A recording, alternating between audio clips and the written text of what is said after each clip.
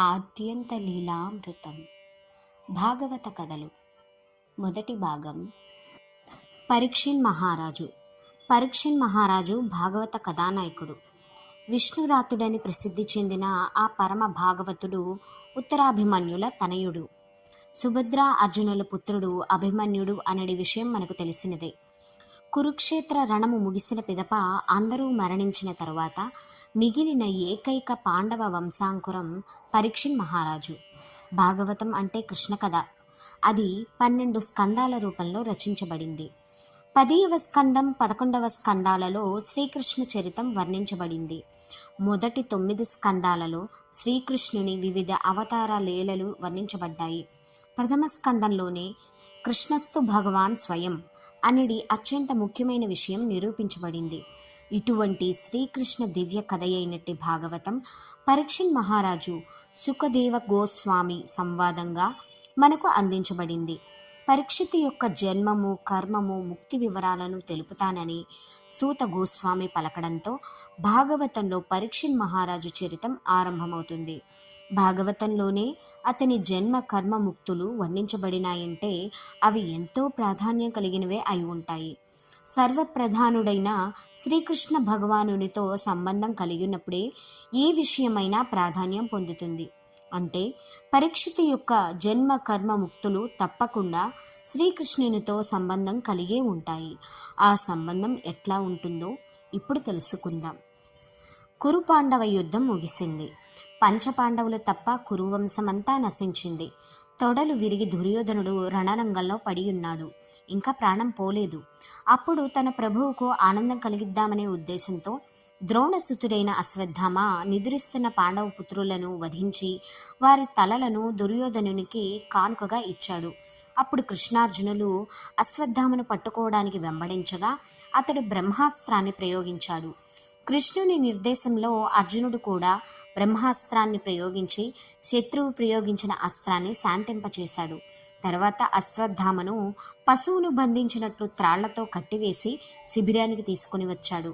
నిద్రిస్తున్న వారిని కనికరం లేకుండా వధించిన అశ్వత్థామకు ఎటువంటి శిక్ష వెయ్యాలా అనే విషయంలో అనేక చర్చలు జరిగాయి. చివరకు అందరికీ నచ్చే విధంగా అర్జునుడు అతని కేశఖండన చేసి తలలోని మణిని తొలగించాడు. ఆ విధంగా అవమానితుడై అశ్వత్థామ విడిచివేయబడ్డాడు. దెబ్బతినిన పాము ఊరుకుంటుందా? అశ్వత్థామ కూడా అంతే. సమయం కోసం వేచియున్నాడు. అదను చిక్కగానే ప్రతీకారం తీర్చుకోవాలనుకున్నాడు.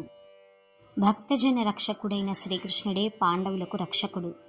ఆ దేవదేవుడే వారికి కురుక్షేత్ర యుద్ధంలో రక్షణ కవచమై నిలిచాడు. కౌరవసేన అనడి ఘోరమైన సాగరాన్ని పాండవులు శ్రీకృష్ణుని నావికునిగా పొందినందునే దాటగలిగారు. ఈ విషయాన్ని మనం కురుక్షేత్ర రణంలో అడుగడుగునా చూడవచ్చును. ఆ విధంగా సాధు పురుషులను రక్షించి దుర్మార్గులను నశింపజేసి ధర్మాన్ని నెలకొల్పి శ్రీకృష్ణుడు తిరిగి హస్తినాపురం నుండి ద్వారకకు పయనమయ్యాడు. అదే అదనుగా భావించి అశ్వత్థామ తిరిగి బ్రహ్మాస్త్రాన్ని ప్రయోగించాడు. అయితే ఈసారి అతను పాండవ వంశాంకురాన్ని నశింపచేయాలని సంకల్పించాడు. దాంతో పాండవ వంశమే నిర్మూలించబడుతుంది. రథం ఎక్కబోతున్న కృష్ణునికి అభిమన్యుని పత్ని ఉత్తర పరుగులతో రావడం కనిపించింది. ఆమె నేరుగా కృష్ణుని సమీపించింది. భయవిహ్వలయ్యై భక్తమందారుని ఆశ్రయించి, దేవదేవ, జగన్నాథ, మహాయోగి, నన్ను రక్షించు. ఏదో లోహపు బాణము నా వైపునకు అతి వేగంగా వస్తున్నది. అది నన్ను దహింపచేసిన నా గర్భము మాత్రము నశించకుండా కాపాడు స్వామి అని ముకులిత హస్తాలతో ప్రార్థించింది. సర్వజ్ఞుడైన శ్రీకృష్ణునికి విషయం అర్థమైంది. పాండవ వంశాంకురాన్ని నశింపచేయటానికి అశ్వత్థామ చేసిన దుష్టకార్యంగా దాన్ని ఆ దేవదేవుడు గుర్తించాడు. వెంటనే భక్త రక్షణార్థమై సుదర్శన చక్రాన్ని చేపట్టాడు. అతడు సహృదయవాసి. ఇప్పుడు కురువంశాంకురాన్ని రక్షించటానికి అతడు ఆమె గర్భంలో ప్రవేశించాడు. బ్రహ్మాస్త్రము అమోఘమైనది, దివ్యమైనది. అయినప్పటికీ కృష్ణతేజం ముందు నిస్తేజమైనది. బ్రహ్మాస్త్ర ప్రయోగం జరిగినప్పుడు తల్లి గర్భంలో ఉన్న పరీక్షిత్తుకు బ్రహ్మతేజం దుస్సహంగా మారింది. ఆ తాపానికి తప్తమవుతున్న తరుణంలో ఒక పరమ పురుషుడు చెంతకు రావడం ఆ శిశువుకు కనిపించింది. చతుర్బాహులను మెరుపు వంటి పీత వస్త్రాన్ని ధరించిన అతని నేత్రాలు క్రోధంతో ఎర్రగా ఉన్నాయి. చేతిలో ఉన్న గద చుట్టూ త్రిప్పుతూ అతడు రక్షణ వలయాన్ని ఏర్పాటు చేశాడు. సూర్యుడు మంచు తెరను నశింపచేసినట్లుగా భగవానుడు బ్రహ్మాస్త్ర తేజాన్ని నశింపచేస్తుండగా అతడు ఎవరా అని శిశువు ఆశ్చర్యపోయాడు. ఆ పిల్లవాడు చూస్తుండగానే ఆ దివ్యమూర్తి అదృశ్యమయ్యాడు. ఈ విధంగా కృష్ణునిచే తల్లి గర్భంలో రక్షించబడి ఆ బాలుడు విష్ణురాతుడని, అంటే విష్ణువుచే రక్షించబడిన వాడని ప్రసిద్ధి చెందాడు.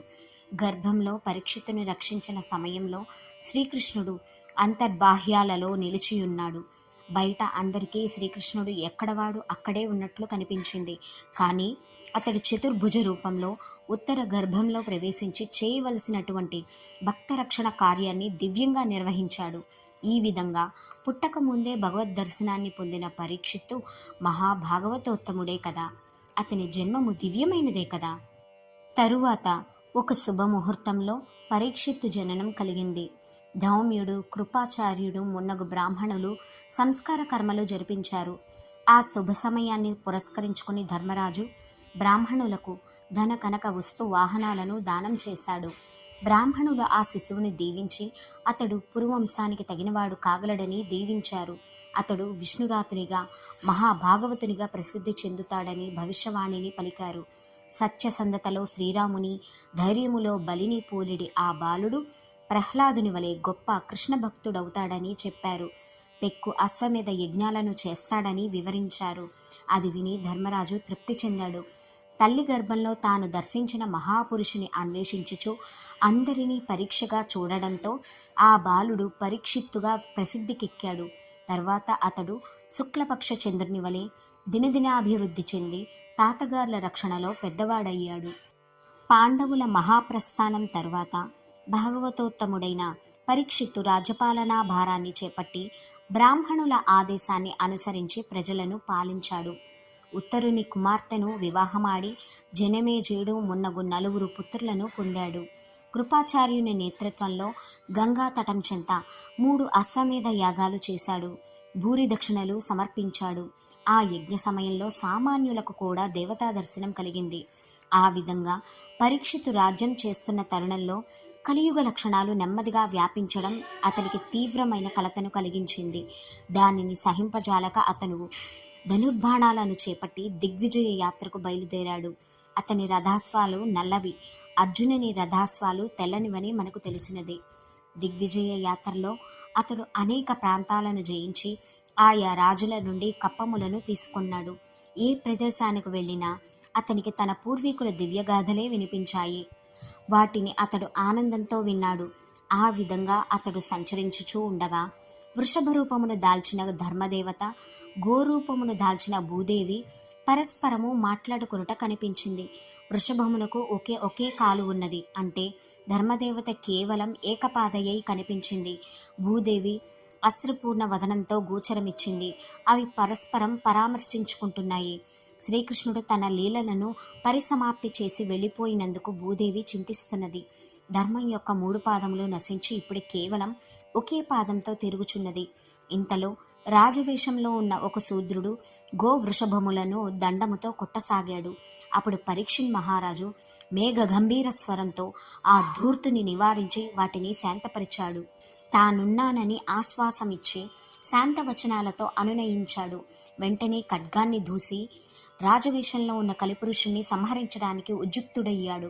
పరీక్షిత్తు చేతిలో తనకు చావు మూడిందని తెలిసి కలిపురుషుడు వెంటనే రాజలాంఛనాలను విడిచి శరణాగతుడయ్యాడు.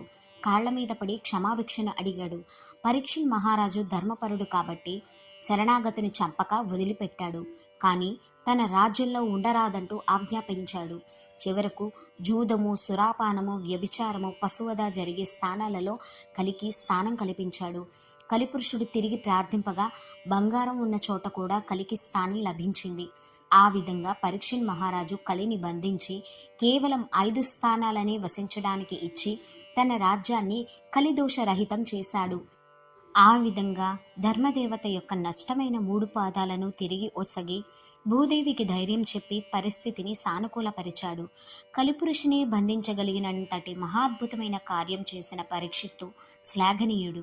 ఆ విధంగా అతడు తన పూర్వీకుల పేరుకు తగ్గట్టుగా రాజ్యం చేయసాగాడు.